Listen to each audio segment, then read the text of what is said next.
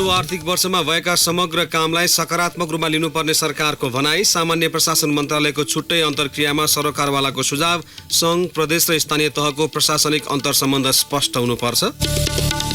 नेपाल आउने पर्यटकको संख्यामा सन् 2018 मा 25% वृद्धि। भारतबाट मात्रै झन्डै 2 लाख पर्यटक नेपाल भित्रिए। 1 लाख राष्ट्रिय परिचय पत्र समयमै छाप्न नसकेको फ्रान्सेली कम्पनीलाई बिना प्रतिस्पर्धा पाउने 2 अर्ब रुपैयाँ बराबरको ठेक्का। परिचय पत्र छपाईको पूर्वाधार निर्माण र 4 वर्षका लागि सेवा दिने गरी सम्झौता।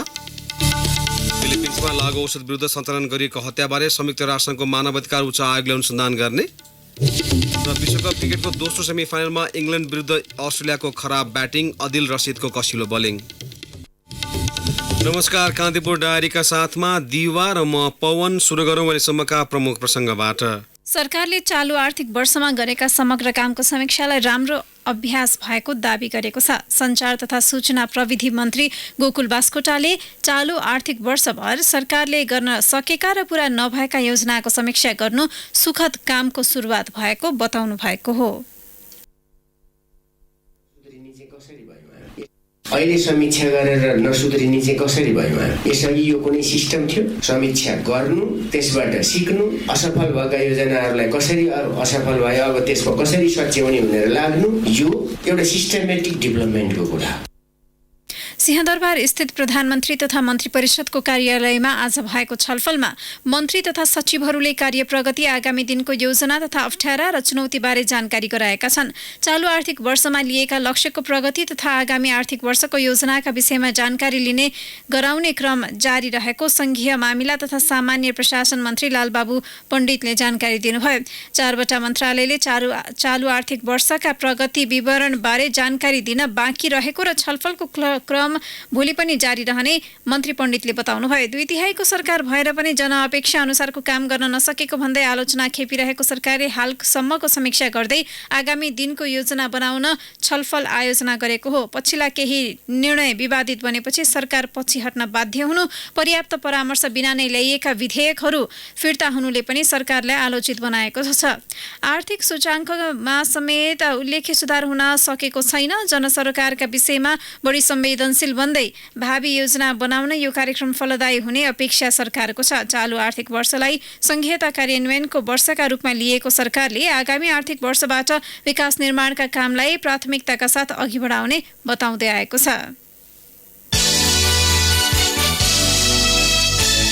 सङ्घ, प्रदेश र स्थानीय तहको प्रशासनिक अन्तर्सम्बन्ध स्पष्ट हुनुपर्नेमा सरकारवालाले जोड दिएका छन्। सङ्घीय मामिला तथा सामान्य प्रशासन मन्त्रालयले आयोजना गरेको संविधान कार्यान्वयन र प्रशासनिक पुनर्संरचना सम्बन्धी कार्यशालामा सहभागीले यस्तो सुझाव दिएका हुन्।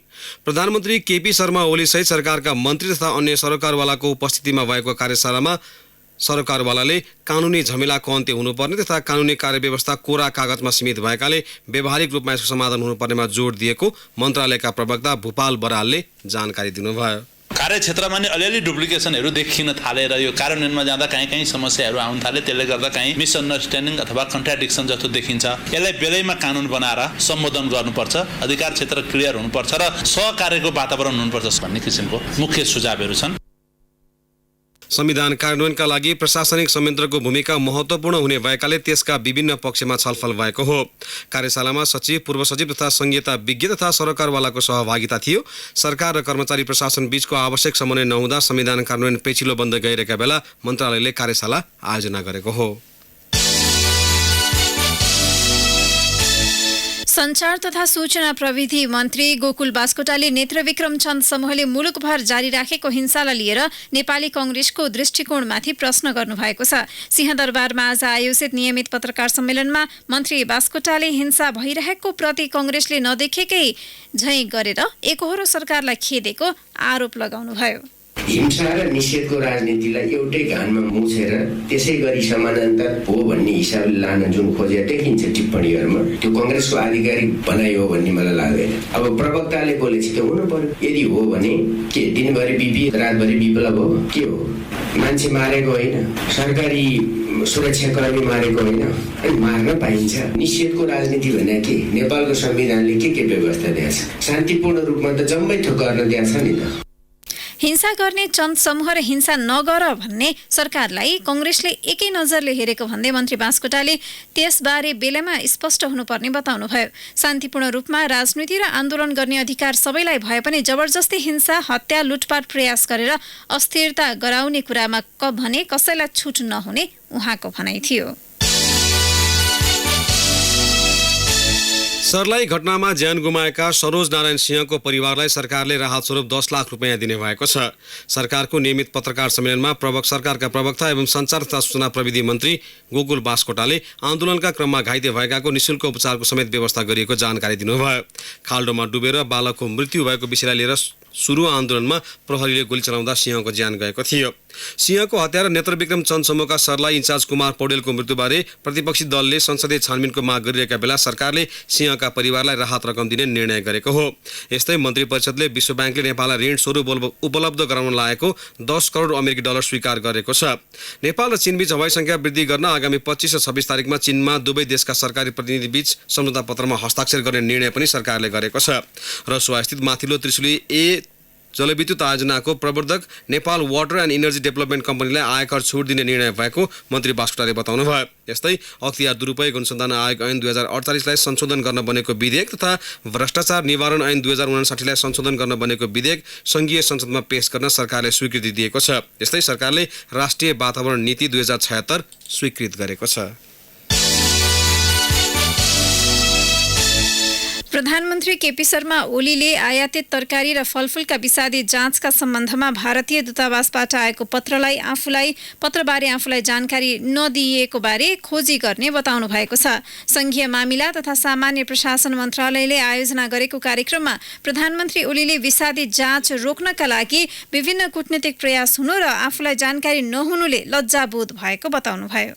पत्र आएको रहेछ भारतबाट, मलाई भारतबाट पत्र आएको जानकारी नदिएर मैले पत्र आएको छैन भनेर सार्वजनिक ढङ्गले भने पछि धेरै दिन अगाडि आएको पत्र मलाई जानकारी नगराइनु, विभिन्न ठाउँमा कूटनीतिक प्रयास हुनु, मलाई जानकारी नगराइनु अचम्म लाग्यो। म लज्जित हुनुपर्ने स्थिति आयो। मैले नेपाली जनताका अगाडि पत्र आएको छैन भनेर बोलेँ, भने पत्र आएको रहेछ। म क्षमा प्रार्थी छु त्यसरी, तर त्यसमा मैले झुट बोल्नुपर्ने पनि आवश्यकता कारण थिएन। किन मसँग त्यस ढङ्गको व्यवहार भयो म खोजी गर्दैछु। कारण के हो? सामान्य लापरवाही हो वा जानीबुझिकन। प्रधानमन्त्री ओलीले नेपालीको भान्सा शुद्ध र खानेकुरा विषादी रहित हुनुपर्ने उद्देश्यले सरकारले जाँच सुरु गरेको र यो कसैका विरुद्ध नभएको स्पष्ट पार्नुभयो। यत्रो वर्षसम्म नेपालीले के खाइरहेका छन्, कस्तो खाइरहेका छन्, विषादीयुक्त छ कि चोखो छन्, जो बोल्ने हिम्मत कसैले गर्यो। अहिले मैले नेपालीका भान्सामा विषादीयुक्त खाना पस्नु हुँदैन भनेर एउटा सङ्कल्प, एउटा देशलाई ताकेर होइन, नेपालीहरूको भान्सा मात्रै ताकेको, कुनै देशका विरुद्ध कसैलाई ताकेर होइन। नेपालीको भान्सा चाहिँ शुद्ध हुनुपर्छ, खानेकुरा विषादीयुक्त मिसावटयुक्त होइन, खानेकुरा पौष्टिक शुद्ध हुनुपर्छ भन्ने मात्रै उद्देश्य हो। स्वच्छ, प्रभावकारी, पारदर्शी र सेवामुखी प्रशासन बनाइने बताउँदै उहाँले जनतालाई आत्मविश्वास जगाउँदै भविष्यप्रतिको आशावादिता देखाएर प्रशासन क्षेत्रको छिटो छरितो रूपमा काम गर्नुपर्नेमा जोड दिनुभयो। अहिले सङ्घ र प्रदेश बीचमा केही विवाद जस्तो देखिएको लागेको भन्दै प्रधानमन्त्री ओलीले प्रदेश स्वतन्त्र राष्ट्रको एउटा निकाय रहेको र यसलाई नियन्त्रण गर्ने काम संघीय सरकारको रहेको बताउनुभयो। सुरक्षा, अन्तर्राष्ट्रिय मामिला तथा उहाँले भन्नुभयो आर्थिक स्रोत साधनका विषय सङ्घ अन्तर्गत हुने व्यवस्था रहेको उहाँले स्पष्ट पार्नुभयो। कान्तिपुर डायरीमा अब ब्रेकको पालो। अब बाँकी प्रसङ्ग। नेपाल भ्रमणमा आउने पर्यटकको संख्या सन् 2018मा 25% वृद्धि भएको छ। संस्कृति, पर्यटन तथा नागरिक उड्डयन मन्त्रालयले सार्वजनिक गरेको नेपाल टुरिज्म स्ट्याटिस्टिक्स अनुसार 2017को तुलनामा 18मा पर्यटकको संख्यामा 25% वृद्धि भएको हो। सन् 2018मा नेपाल भ्रमणमा आउने अधिकांश पर्यटक छिमेकी मुलुक भारत र चीनका छन्। सन् 2018मा कुल 11,73,072 विदेशी पर्यटक नेपाल भित्रेका थिए, जुन अघिल्लो वर्षको तुलनामा 25% बढी हो। सन् 2018मा भारतबाट 1,94,323 र चीनबाट 1,53,633 पर्यटक नेपाल भ्रमणमा आएको मन्त्रालयको तथ्याङ्क छ। अमेरिकाबाट 91,895, बेलायतबाट 63,466 र श्रीलङ्काबाट 69,640 पर्यटक नेपाल भित्रिएका छन्। यस्तै सन् 2018मा सबैभन्दा बढी विदेशी पर्यटक नेपाल एयरलाइन्सले बोकेको छ। मन्त्रालयको तथ्याङ्क अनुसार दोस्रो स्थानमा भारतको जेट एयरलाइन्स, तेस्रोमा कतार एयरवेज, चौथोमा फ्लाइ दुबई, पाँचौंमा एयर इन्डिया छन्। सन् 2017मा सबैभन्दा बढी विदेशी पर्यटक बोक्नेमा जेट एयरवेज शीर्ष स्थानमा थियो। निगमको आर्थिक प्रतिवेदन अनुसार सन् 2018मा नेपालमा अन्तर्राष्ट्रिय उडान भर्ने वायु सेवा प्रदायक कम्पनीमा नेपाल एयरलाइन्स पहिलो स्थानमा पुग्न सफल भएको छ। सो अवधिमा निगमले 4,93,170 यात्रुलाई सेवा दिएको छ। निगमले भारतका 3 गन्तव्य स्थानसहित विभिन्न 6 देशका 8 स्थानमा उडान भर्दै आएको छ। बिना प्रतिस्पर्धा 16 मिलियन अमेरिकी डलर अर्थात् $2.25 अर्ब रुपियाँ बराबरको ठेक्का सरकारले फ्रान्सेली एक कम्पनीलाई दिएको छ। 1 लाख राष्ट्रिय परिचय पत्र समयमै छाप्न नसकेको फ्रान्सेली कम्पनी आइडेमियासँग गृह मन्त्रालय अन्तर्गतको राष्ट्रिय परिचय पत्र तथा पञ्जीकरण विभागले गैराती ठेक्का सम्झौता गरेको हो। मन्त्री परिषदको निर्णय बमोजिम परिचय पत्र छपाईको पूर्वाधार निर्माण र 4 वर्षका लागि सेवा दिने गरी सम्झौता गरिएको हो। मन्त्री परिषद बैठकले केही समय अघि आइडेमियासँग छलफल गर्न विभागलाई निर्देशन दिएको थियो। मन्त्री परिषदको निर्णय अनुसार विभागले आइडेमियाका प्रतिनिधिसँग छलफल गरी ठेक्का सम्झौता गरेको हो। विभागका प्रवक्ता शिवराज जोशीले गैराती आइडेमियासँग सम्झौता भएको बताउनुभयो। सार्वजनिक खरिद नियमावली अनुसार सरकारी निकायले 10 लाख रुपियाँ भन्दा माथिको कुनै पनि मालसामान सेवा वा कुनै निर्माण कार्य गराउँदा बोलपत्रको माध्यम अपनाउनुपर्छ। सामान्यतया 3 करोड रुपियाँ भन्दा बढी रकमको परामर्श सेवा खरिद गर्नुपर्ने, अन्तर्राष्ट्रिय स्तरको आशय पत्र माग गर्नुपर्ने प्रावधान सार्वजनिक खरिद नियमावलीमा छ। आइडेमियाले राष्ट्रिय परिचय पत्र वितरणको नमुना परियोजना पाइलट प्रोजेक्टका क्रममा पनि छपाईको जिम्मा पाएको थियो। सरकारले 2073मा कम्पनीलाई 49 करोड रुपियाँमा 1,17,000 परिचय पत्र छाप्ने जिम्मा दिएको थियो। तर कम्पनीको ढिलाइका कारण 2073 सालदेखि सरकारले परीक्षणका लागि बाँड्ने भनिएका 1,17,000 राष्ट्रिय परिचय पत्र अहिले बल्ल वितरण गरिँदैछ। कावेली करिडोर 132 केबी प्रसारण लाइन आयोजनाको तेस्रो खण्ड निर्माणमा अवरोध भएको छ। आयोजनाको ठेकेदार कम्पनी जागुअर ओभरसिज एन्ड एस्टर जेभीको पेटी ठेकेदार पलाञ्चोक भगवती कन्स्ट्रक्सन कम्पनीले काममा लगाएका व्यक्तिले निर्माणमा अवरोध गरेका हुन्। भगवतीले प्रसारण लाइन निर्माणको पेटी ठेका लिएर स्थानीय दावा शेर्पा र कृष्ण कार्कीलाई कामको जिम्मा दिएको थियो। तर भगवतीले काम गरेको पैसा नदिएपछि उनीहरूले अन्तिम चरणमा पुगेको प्रसारण लाइन निर्माणको काम अवरुद्ध पारेका हुन्। प्रसारण लाइनको फिदिम अमरपुर तेस्रो खण्डमा पर्ने 13 किलोमिटर प्रसारण लाइनमा करिब 2 किलोमिटर मात्रै तार तान्न बाँकी छ। गृह मन्त्रालयले प्राकृतिक विपदका सम्भावित 244 क्षेत्रको पहिचान गर्दै सतर्क रहन प्रभावित क्षेत्रका बासिन्दालाई आग्रह गरेको छ। गत वर्षको तथ्याङ्कलाई विश्लेषण गरी गृह मन्त्रालयले जोखिमयुक्त 244 क्षेत्रको पहिचान तथा सुरक्षा सतर्कता अपनाउन आग्रह गरेको हो। मनसुन सक्रिय भएसँगै प्राकृतिक विपदका घटनामा पनि वृद्धि हुने भन्दै गृह मन्त्रालयले आवश्यक सतर्कता अपनाउन व्यक्ति स्वयं र स्थानीय प्रशासनदेखि सरोकारवाला सबैको ध्यान आकर्षण गराएको छ। उच्च जोखिम भएका स्थानहरूमा उद्धारका लागि सुरक्षाकर्मी समेत तयारी अवस्थामा राखिएको राष्ट्रिय आपद कार्य सञ्चालन केन्द्रका प्रमुख वेदनिधि खनालले बताउनुभयो। यो बाढीको अथवा डुबानको लागि चाहिँ अध्ययन भएर तराईका 220वटा जिल्लाहरूलाई बढी प्रभावित र त्यसमध्ये पनि 12वटा बढी प्रभावित, अरू त्यही अनुसारले हामीले एउटा पूर्व तथ्याङ्कको आधारमा डेटा विश्लेषण गरेका छौँ र जल तथा मौसम विज्ञान विभागले बाढी लगायत ठुलो पानी र जोखिम 244वटा जोखिम क्षेत्रहरू पहिचान गरेर त्यसमा चाहिँ पूर्व सूचना प्रणाली पनि तयार गरेको छ। असारे विकासका नाममा जथाभावी गतिविधि सञ्चालन गर्दा पहाडी क्षेत्र पहिरोको उच्च जोखिममा रहेको केन्द्रका प्रमुख खनालको भनाइ छ। प्राकृतिक विपद जानकारी हुँदाहुँदै पनि जोखिम न्यूनीकरणका उपाय अवलम्बन नगर्दा वर्षेनी ठूलो मात्रामा जनधनको क्षति हुने गरेको उहाँले बताउनुभयो। जोखिम रहेका स्थानमा रहेका बासिन्दालाई आफै पनि यसबारे सचेत हुन उहाँको आग्रह छ।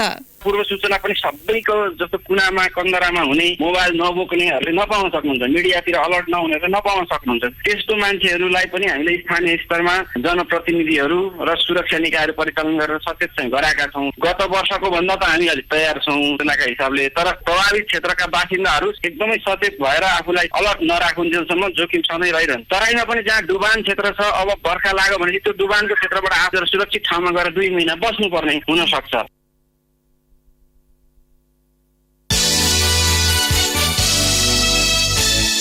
उच्च शिक्षाका लागि विदेशमा अध्ययन गर्न चाहने विद्यार्थीलाई लक्षित गर्दै 13औं इक्यान मेला काठमाडौँमा आज सुरु भएको छ। आगामी आइतबारसम्म चल्ने मेलामा विद्यार्थी, अभिभावक तथा अन्य सरकारवालालाई विदेशमा उच्च शिक्षाबारे परामर्श दिने आयोजक इक्यानले जनाएको छ।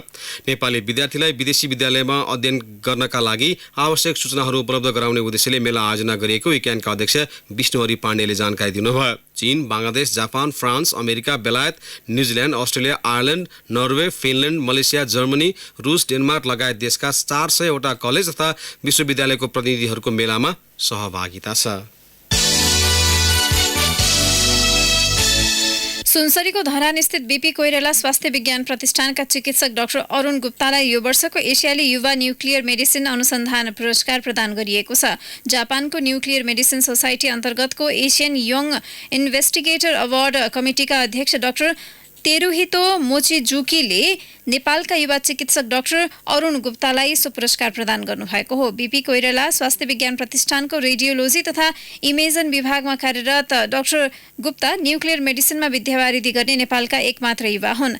न्युक्लियर मेडिसिनको अनुसन्धान र प्रयोगमा दिएको योगदानको उच्च सम्मान गर्दै डाक्टर गुप्तालाई न्युक्लियर मेडिसिन जापानिज सोसाइटीले प्रदान गरेको प्रमाणपत्रमा उल्लेख गरेको छ। कान्तिपुर डायरीमा अब बाँके डायरीको पालो। बाँके डायरीमा ठाकुर सिंह थारूको नमस्कार। खाद्य प्रविधि तथा गुण नियन्त्रण कार्यालय नेपालगञ्जले प्रशोधित पिउने पानी खाद्य शुद्धताका दृष्टिकोणले सबैभन्दा कम गुणस्तर रहेको तथ्य सार्वजनिक गरेको छ। त्यसपछि दूध र खाने तेल स्वच्छताको दृष्टिकोणले चुनौतीमा छ। खाद्य प्रविधि तथा गुण नियन्त्रण कार्यालय नेपालगञ्जका प्रमुख ज्योत्सना श्रेष्ठ प्रशोधित पानीको जाँच गर्दा तोकिएको मापदण्डभन्दा कम गुणस्तरको स्वच्छता रहेको पाइएको जानकारी दिनुभयो। त्यस्तै दैनिक उपभोग्य हुने दूध र खाने तेल पनि कम गुणस्तर रहेको पाइएको उहाँले बताउनुभयो। बाँकेमा 32 प्रशोधित खानेपानी उद्योग छन्। सिँचाइ सुविधा नरहेको बाँकीमा असार अन्तिम साता 30% मात्रै धान रोपाई भएको छ। बर्दियामा भने 70% रोपाई सकिएको छ। कृषि ज्ञान केन्द्र नेपालका प्रमुख सागर ढकालका अनुसार सिँचाइ अभावमा ढिलो गरी रोपाई सुरु भएको हो। पछिल्लो पल्ट पानी परेपछि बाँकीका किसानलाई धान रोप्ने चटारो छ। बाँकीमा खेतीयोग्य जमिनको 30% जग्गामा मात्रै सिँचाइ सुविधा छ। सिँचाइ अभावका कारण किसान भदौको पहिलो सातासम्म रोपाई गर्न बाध्य छन्। स्वदेशी लगानीमा निर्माण भइरहेको बहुचर्चित शीघ्र सिँचाइ आयोजनाको काम पछाडि ढकिल्दै गएपछि बाँकेका पश्चिम क्षेत्रका किसानको सिँचाइ सपना पूरा हुन नसकेको हो। निर्माणको काममा ढिलाइ र निर्माण भइसकेका संरचनाहरू भत्किँदै गएका कारण आयोजना धकिल्दै गएको छ। निर्माणको काम 76-77 मा सम्पन्न गर्ने पछिल्लो समय तोकिएको छ। जिल्ला प्रशासन कार्यालय बाँकेले बाढी प्रभावित क्षेत्रका समुदायलाई विपद व्यवस्थापन सामग्री वितरण गरेको छ। बाढी प्रभावित राप्ती सोनारी बैजनाथ गाउँपालिकामा विपद सामग्री दिएको हो। बाढीबाट सबैभन्दा बढी प्रभावित नरैनापुर र डुडुवा गाउँपालिकामा पनि केही दिनमै सामग्री वितरण गरिनेछ। सहायक प्रमुख जिल्लाधिकारी मोहन अर्यालका अनुसार बाढीबाट जोगिन रबर बोट, डोरी, लाइफ ज्याकेट लगायतका सामग्री दिएको हो। सशस्त्र प्रहरी बल नेपाल नम्बर 30 गौर हेडक्वार्टरले बिहिबार वृक्षारोपण गरेको छ। डिभिजन वन कार्यालयको आर्थिक र प्राविधिक सहयोगमा नेपालगञ्ज उपमहानगरपालिका वार्ड नम्बर 15 स्थित सशस्त्रको बोर्डर आउटपोस्टमा बिरुवा रोपण गरिएको हो। सशस्त्र प्रहरी वृक्षक भेषबहादुर शाहले बकाइनो, मसला, जामुन, अमला, सागुन, गोलमोहर, निम, शीतलचिनी लगायत प्रजातिका 3100 बिरुवा रोपिएको जानकारी दिनुभयो। अवस्था बाँके डायरी आजलाई यति नै। ठाकुर सिंह थारूलाई बिदा दिनुहोस्। नमस्कार। बाँके डायरीपछि कान्तिपुर डायरीमा पुनः ब्रेकको पालो। ब्रेकपछि अब आर्थिक प्रसङ्ग। सुदूरपश्चिम प्रदेश सरकारले प्रतिपक्षी दल गोप्य सहमति गरेपछि प्रदेश सभाले आगामी आर्थिक वर्षको बजेट पारित गरेको छ। छलफलका क्रममा सत्तारूढ र प्रतिपक्षी दलका अधिकांश सांसदले बजेटको चर्को आलोचना गरेपछि 20 दिन प्रदेश सभा बैठक बस्न सकेको थिएन। प्रतिपक्षीसँग गोप्य सहमति र नेकपाले आफ्ना सांसदलाई व्हिप जारी गरेपछि प्रदेश सभाको आजको दोस्रो बैठकले बजेट सर्वसम्मत पारित गरेको हो। प्रदेश सरकारले आगामी आर्थिक वर्षका लागि 28 अर्ब 16 करोडको बजेट ल्याएको थियो। सत्तारूढ दलकै सांसदहरूले प्रदेश सभा बैठकमा बजेट तथा सरकारको चर्को आलोचना गर्न थालेपछि पार्टीले बजेटको पक्षमा मतदान गर्न व्हिप जारी गरेको थियो।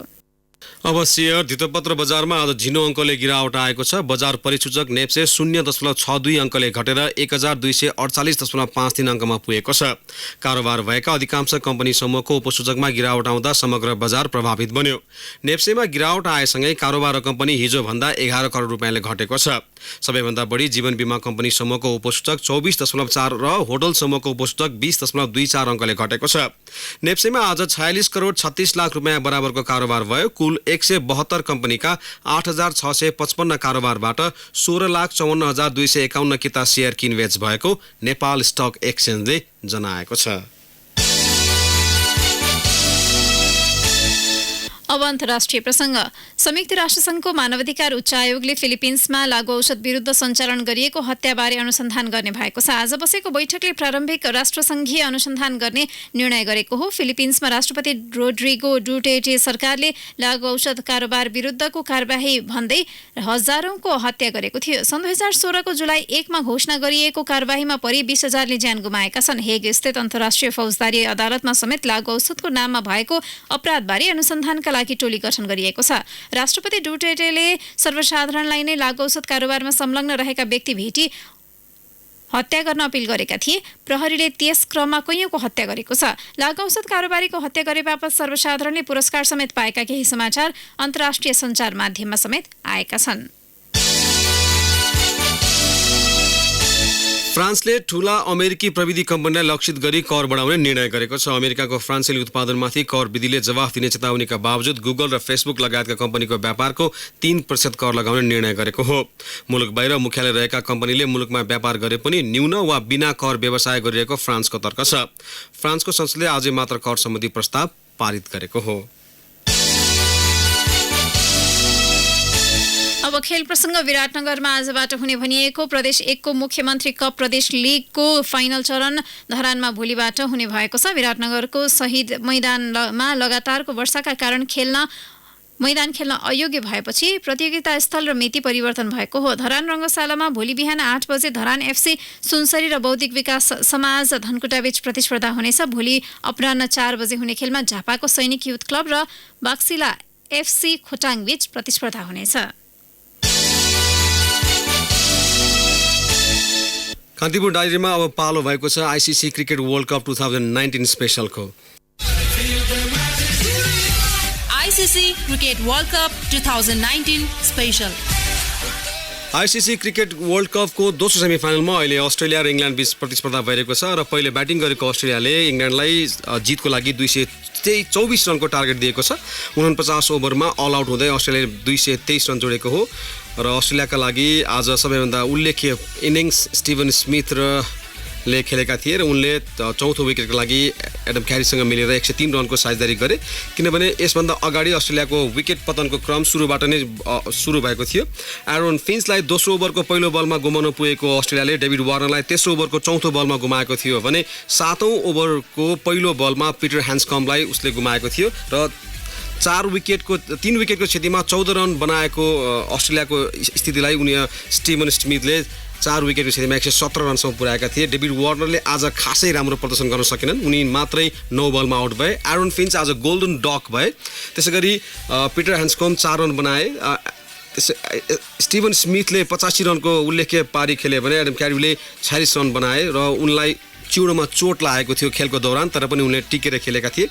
मार्कस स्टोनिस आज उनी पनि डक आउट भएका छन्। ग्लेन म्याक्सवेलले पनि आज राम्रोसँग खेल्न सकेनन्, उनी मात्र 22 रनमा आउट भए। त्यसै गरी मिचेल स्टार्कले 29 रनको योगदान गरे भने नाथन लियो नट आउट हुँदाखेरि प्याट क्युमिन्सले 6 रनको योगदान गरेका थिए। र बलिङको कुराकानी गर्ने भने इङ्ल्यान्डले आज एकदम राम्रो बलिङ गर्यो। बर्मिङहमको मैदानमा इङ्ग्लिस बलरहरू निकै हावी देखेका थिए सुरुबाट नै अस्ट्रेलियन ब्याट्सम्यानहरूको लागि। क्रिस ओक्सले 3 विकेट आफ्नो नाममा लेखाए। त्यसै गरी अदिल रसिदले पनि 3 विकेट नै ल्याए। उनले 10 ओभरको स्पेलमा 54 रन खर्चेर 3 विकेट लिएका हुनु भने क्रिस ओक्सले 8 ओभर बलिङ गर्दै 20 रन खर्चेर 3 विकेट लिए। यस अर्थमा इकोनोमी रेटमा अलिकति वोक्स अगाडि आएका छन्। र जोफ्रा आर्चरले भने 10 ओभरको बलिङ गर्दै 32 रन खर्चेर 2 विकेट लिए। त्यस कारणले गर्दाखेरि अब इङ्ल्यान्डलाई जितको लागि अथवा हुन फाइनल प्रवेश गर्नका लागि 224 रनको आवश्यकता रहेको छ। र यो स्थितिमा हेर्दाखेरि र बर्मिङहमको जुन मैदान रहेको छ त्यो मैदानलाई र घरेलु मैदानको फाइदा उठाउने चाहिँ इङ्ल्यान्डले आशा गरेको छ। तर एउटा बुझ्नुपर्ने तर्क अथवा एउटा आँकडा के छ भने अस्ट्रेलियाले अहिलेसम्म खेलेको सेमिफाइनलको कुनै पनि म्याच गुमाएको छैन, तर आज भने नतिजा उल्टिन सक्ने अवस्था चाहिँ सिर्जना भएको छ। ICC cricket world cup 2019 special. अवस्था साथीहरूले कान्तिपुर डायरी समाप्त हुन्छ। राति 8 बजे सेक्युरिटी एन्ड क्राइम डायरीका साथ आउने नै छौँ। तबसम्मका लागि दिवा र पवन लगाइदिनुहोस्। नमस्कार। सूचना र मनोरञ्जनको संवाहक रेडियो राष्ट्रको रेडियो कान्तिपुर।